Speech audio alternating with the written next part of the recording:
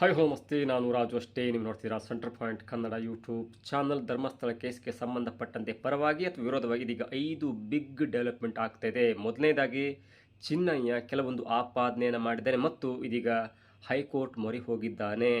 ಎರಡನೆಯದಾಗಿ SIT ತಂಡ FSL ರಿಪೋರ್ಟನ್ನು ಪಡ್ಕೊಂಡು ಇದೀಗ ಬೆಳ್ತಂಗಡಿಯ ಕೋರ್ಟ್ಗೆ ಹಾಜರುಪಡಿಸುವಂಥ ಮತ್ತು ಸಬ್ಮಿಟ್ ಮಾಡುವಂಥ ಎಲ್ಲ ಸಾಧ್ಯತೆ ಕೂಡ ಇದೆ ಮತ್ತು ಆ ರಿಪೋರ್ಟ್ನಲ್ಲಿ ಒಂದು ಅಚ್ಚರಿಯ ಬೆಳವಣಿಗೆಯಾಗಿದೆ ಮತ್ತು ಒಂದು ದೇಹದ ಗುರುತು ಕೂಡ ಪತ್ತೆಯಾಗಿದೆ.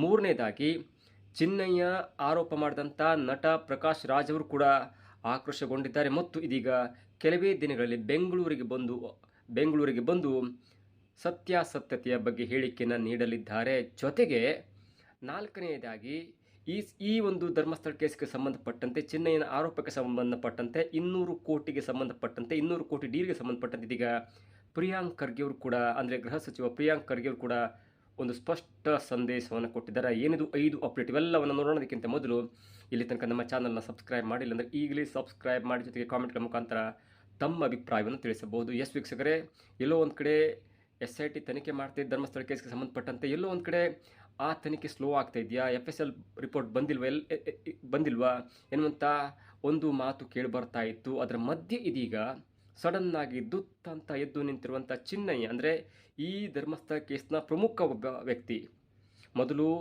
ಧರ್ಮಸ್ಥಳದ ಕಪ್ಪಕ್ಕಾದಂಥ ಅಸಹಜ ಸಾವುಗಳಲ್ಲಿ ಸಾವನ್ನಪ್ಪಿದಂಥ ಹೆಣಗಳನ್ನು ಹೂತು ಹಾಕಿದ್ದೇನೆ ಎನ್ನುವಂಥ ಆರೋಪವನ್ನು ಮಾಡಿ ಬೆಳ್ತಂಗಡಿಯ ನ್ಯಾಯಾಲಯಕ್ಕೆ ಬುರುಡೆಯನ್ನು ತಂದು ಸಾಕ್ಷಿಯನ್ನು ಹೇಳಿದಂಥ ಇದೇ ಚಿನ್ನ ಇದೀಗ SIT ವಿರುದ್ಧವೇ ತಿರುಗಿ ಬಿದ್ದು SIT ಸರಿಯಾಗಿ ತನಿಖೆ ಮಾಡ್ತಾ ಇಲ್ಲ, ಯಾರೆಲ್ಲ ಈ ಒಂದು ಷಡ್ಯಂತ್ರವನ್ನು ಮಾಡಿ ಸಂಚು ಮಾಡಿದ್ರಲ್ಲ ಅವರ ವಿರುದ್ಧ ಯಾವುದೇ ತನಿಖೆಯನ್ನು ಮಾಡ್ತಿಲ್ಲ.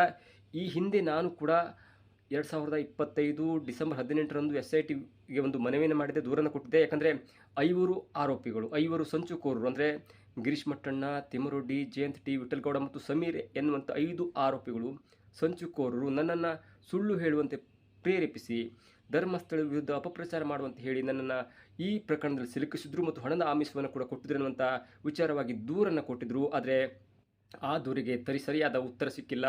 ಆ ಸಂಚುಕೋರರು ಆರಾಮಾಗಿ ಅಡ್ಡಾಡ್ಕೊಂಡಿದ್ದಾರೆ ಅನ್ನುವಂಥ ದೂರನ್ನು ಕೊಟ್ಟಿದ್ದರು.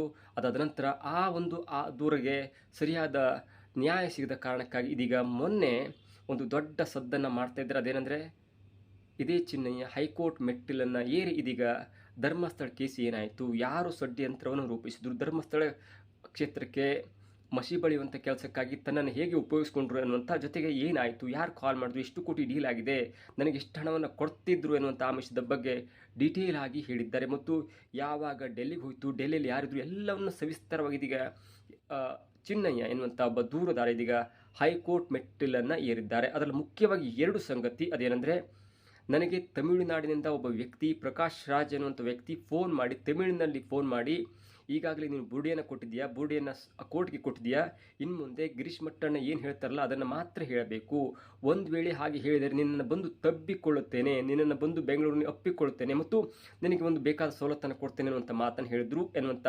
ದೂರನ್ನು ತನ್ನ ದೂರಿನ ಒಂದು ಪ್ರತಿಯಲ್ಲಿ ಉಲ್ಲೇಖ ಮಾಡಿದ್ದಾರೆ. ಜೊತೆಗೆ ಈ ಷಡ್ಯಂತ್ರಕ್ಕಾಗಿ ಸರಿಸುಮಾರು 200 ಕೋಟಿಯಷ್ಟು ಹಣ ಡೀಲ್ ಆಗಿದೆ, ಕುದುರೆ ವ್ಯಾಪಾರ ಆಗಿದೆ. ನನಗೂ ಕೂಡ ಈ ಕೇಸ್ ಸಕ್ಸಸ್ ಆದರೆ ಧರ್ಮಸ್ಥಳ ಕ್ಷೇತ್ರಕ್ಕೆ ಅಪಪ್ರಚಾರ ಬಂದರೆ 50 ಲಕ್ಷ ಹಣ ಕೊಡುವುದಾಗಿ ಆಮಿಷವನ್ನು ಒಡ್ಡಿದ್ರು ಎನ್ನುವಂಥ ಮಾತು ಒಂದು ಕಡೆ. ಆದರೆ ಮತ್ತೊಂದು ಕಡೆ ಪ್ರಕಾಶ್ ರಾಜ್ ಎನ್ನುವಂಥ ಒಬ್ಬ ತಮಿಳಿನ ವ್ಯಕ್ತಿ ಫೋನ್ ಮಾಡಿ ನನ್ನನ್ನು ಹೇಳಿದರು, ಗಿರೀಶ್ ಮಟ್ಟಣ್ಣ ಏನು ಹೇಳ್ತಾರೆ ಅದನ್ನು ನೀನು ಚಾಚು ತಪ್ಪದೆ ಕೇಳಬೇಕು ಎನ್ನುವುದನ್ನು ಎರಡನೇದಾಗಿ ದಾಖಲಿಸ್ತಾರೆ. ಮೂರನೇದಾಗಿ ನನಗೆ ಹೆದರಿಸಿ ಬೆದರಿಸಿ ಆ ಟೈಮ್ನಲ್ಲಿ 30 ರಿಂದ 35 ವಿಡಿಯೋಗಳನ್ನ ಮಾಡಿಕೊಂಡು ಧರ್ಮಸ್ಥಳದ ವಿರುದ್ಧವಾಗಿ ಬೇರೆ ಬೇರೆ ವಿಷಯದಲ್ಲಿ ಅಪಪ್ರಚಾರ ಮಾಡುವಂತೆ, ಸುಳ್ಳು ಹೇಳುವಂತೆ ವಿಡಿಯೋನ ರೆಕಾರ್ಡ್ ಮಾಡಿದ್ರು ಎನ್ನುವಂಥ ಉಲ್ಲೇಖವನ್ನು ಇದೀಗ ಹೈಕೋರ್ಟ್ನ ದೂರಿನಲ್ಲಿ ದಾಖಲು ಮಾಡಿಕೊಂಡಿದ್ದಾನೆ. ಇದು ಒಂದು ಕೇಸು.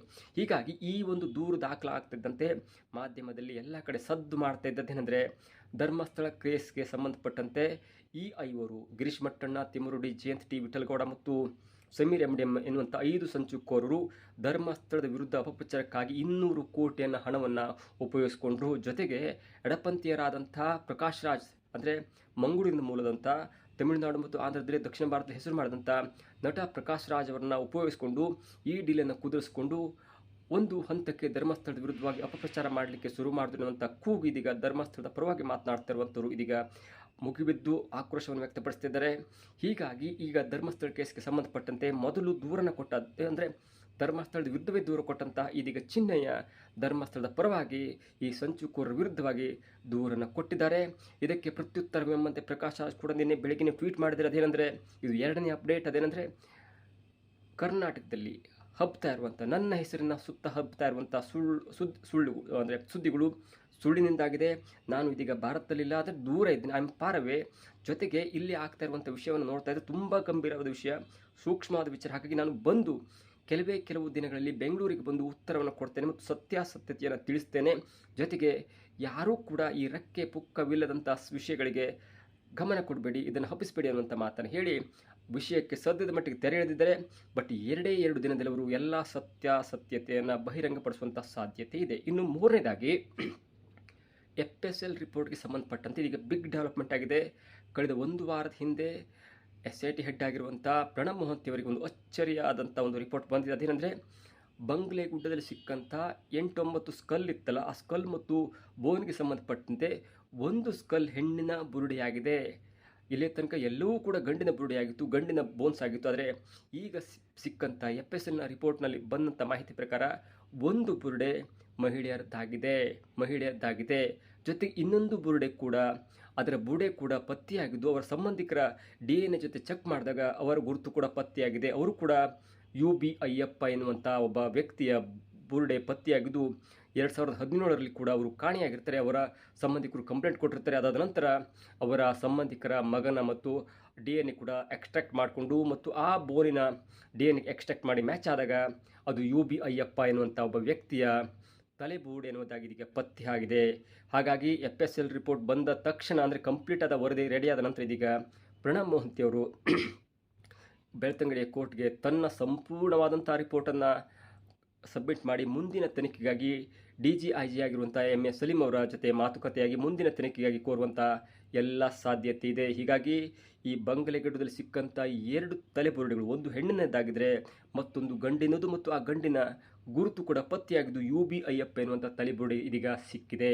ಇನ್ನು 4ನೇ ಅಪ್ಡೇಟನ್ನು ನೋಡ್ತಾ ಹೋದರೆ, ಈ ಧರ್ಮಸ್ಥಳ ಕೇಸ್ಗೆ ಸಂಬಂಧಪಟ್ಟಂತೆ ಹೇಗೆ ಎಲ್ಲ ಡೆವಲಪ್ ಆಯ್ತಲ್ಲ, ಕೆಲವು ದಿನಗಳ ಹಿಂದೆ ಮರ್ತೋಯ್ತು ಎನ್ನುವಂಥ ಸ್ಥಿತಿಯಲ್ಲಿದ್ದಾಗ ಇದೀಗ ಸಡನ್ನಾಗಿ ಚಿನ್ನಯ್ಯ ಎನ್ನುವಂಥ ಒಬ್ಬ ವ್ಯಕ್ತಿ ದೂರುದಾರ ಇದೀಗ ಈ 5 ವ್ಯಕ್ತಿಗಳ ವಿರುದ್ಧ ದೂರು ದಾಖಲಿಸ್ತಾರೆ. ನೋಡ್ತಾ ಹೋದರೆ ಎಲ್ಲೊಂದು ಕಡೆ ಸದ್ದಾಯಿತು, ಮಾಧ್ಯಮದವರು ಸದ್ದಾಯಿತು, ಮತ್ತೊಂದು ಕಡೆ FSL ತಂಡ ಕೂಡ ರಿಪೋರ್ಟ್ ಕೊಟ್ಟು ಪ್ರಣಬ್ ಮೊಹಂತಿ ಅವರು ಬೆಳ್ತಂಗಡಿ ಕೋರ್ಟ್ಗೆ ಸಲ್ಲಿಕೆ ಮಾಡುವಂಥ ಹಂತದಲ್ಲಿ ಇದೀಗ ಪ್ರಿಯಾಂಕ್ ಖರ್ಗೆ, ಅಂದರೆ ನೂತನ ಗೃಹ ಸಚಿವರಾದಂಥ ಪ್ರಿಯಾಂಕ್ ಖರ್ಗೆ ಕೂಡ ಒಂದು ಸ್ಫೋಟಕ ಹೇಳಿಕೆಯನ್ನು ಕೊಟ್ಟಿದ್ದಾರೆ. ಅದೇನೆಂದರೆ, ಮಾಧ್ಯಮದವರು ಕೇಳ್ತಾರೆ, ಹೀಗಾಯಿತು ಚಿನ್ನಯ್ಯ ಎನ್ನುವಂಥ ವ್ಯಕ್ತಿ ಧರ್ಮಸ್ಥಳ ಕೇಸ್ಗೆ ಸಂಬಂಧಪಟ್ಟಂತೆ 5 ಸಂಚುಕೋರರ ವಿರುದ್ಧ 5 ವ್ಯಕ್ತಿಗಳ ವಿರುದ್ಧ ದೂರು ಕೊಟ್ಟಿದ್ದಾರೆ ಮತ್ತು 500 ಕೋಟಿ ಡೀಲ್ ಆಗಿದೆ ಎನ್ನುವಂಥ ಉಲ್ಲೇಖ ಕೂಡ ದೂರಿನಲ್ಲಿ ಇದೆ ಎನ್ನುವಂಥ ಪ್ರಶ್ನೆ ಕೇಳಿದಾಗ ಪ್ರಿಯಾಂಕ್ ಖರ್ಗೆ ಅವರು ನೇರವಾಗಿ ಆ ಒಂದು ಪ್ರಶ್ನೆಗೆ ಉತ್ತರವನ್ನು ಕೊಟ್ಟಿದ್ದಾರೆ. ಅದೇನೆಂದರೆ, ಇದೇ ವ್ಯಕ್ತಿ ಈ ಹಿಂದೆ ಧರ್ಮಸ್ಥಳದ ವಿರುದ್ಧವಾಗಿ ಅಪಪ್ರಚಾರ ಮಾಡುವಂಥ ಮತ್ತು ಧರ್ಮಸ್ಥಳದ ಗ್ರಾಮದಲ್ಲಿ ಅಸಹಜ ಸಾವುಗಳ ಪ್ರಕರಣಕ್ಕೆ ಸಂಬಂಧಪಟ್ಟಂಥ 100ಕ್ಕೂ ಹೆಚ್ಚು ಅಸಹಜ ಸಾವುಗಳಲ್ಲಿ ಮೃತಪಟ್ಟಂಥ ಬಾಡಿಗಳನ್ನ ಹೂತು ಹಾಕಿದೆ ಅನ್ನೋ ಒಂದು ಸ್ಟೇಟ್ಮೆಂಟನ್ನು ಇದೇ ವ್ಯಕ್ತಿ ಕೊಟ್ಟಿದ್ದಾರೆ. ಹೀಗಾಗಿ ಇಲ್ಲಿ ಯಾವುದನ್ನು ನಂಬಬೇಕು, ಯಾವುದನ್ನು ಬಿಡಬೇಕು ಅನ್ನೋದು ಕೂಡ ನಮ್ಗೆ ಅರ್ಥ ಆಗಲ್ಲ. ಪೊಲೀಸರು ಸತ್ಯಾಸತ್ಯತೆಯನ್ನು ಪರಿಗಣಿಸಿ ಸರಿಯಾದ ತನಿಖೆ ಮಾಡ್ತಾರೆ. ಹೀಗಾಗಿ ಅದಕ್ಕೆ ಜಾಸ್ತಿ ನಾವು ಒತ್ತು ಕೊಡೋದು ಬೇಡ. ಪೊಲೀಸರು ತನಿಖೆ ಮಾಡ್ತಿದ್ದಾರೆ, ಯಾವುದು ಸತ್ಯ ಇದೆ ಎಲ್ಲವೂ ಕೂಡ ತನಿಖೆಯಿಂದ ಬಹಿರಂಗವಾಗುತ್ತೆ ಅನ್ನುವಂಥ ಸ್ಫೋಟಕ ಹೇಳಿಕೆಯನ್ನು ಕೊಟ್ಟಿದ್ದಾರೆ. ಏನೇ ಆಗಲಿ, ಇನ್ನು 1-2 ದಿನಗಳಲ್ಲಿ ಧರ್ಮಸ್ಥಳಕ್ಕೆ ಸಂಬಂಧಪಟ್ಟಂಥ ಒಂದು ಅಚ್ಚರಿಯ ಬೆಳವಣಿಗೆ ಆಗ್ತಾ ಇರೋದು ಸತ್ಯ.